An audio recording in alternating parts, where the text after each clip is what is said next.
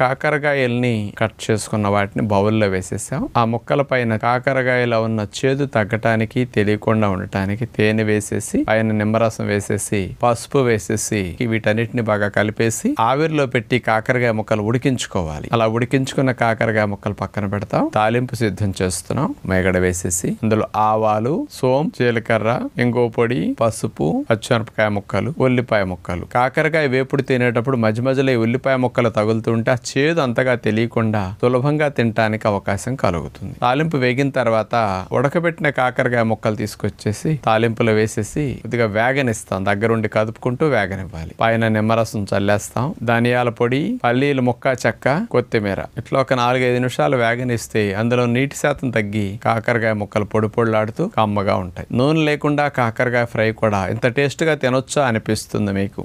ఈసారి ట్రై చేసి తప్పనిసరిగా చూడండి.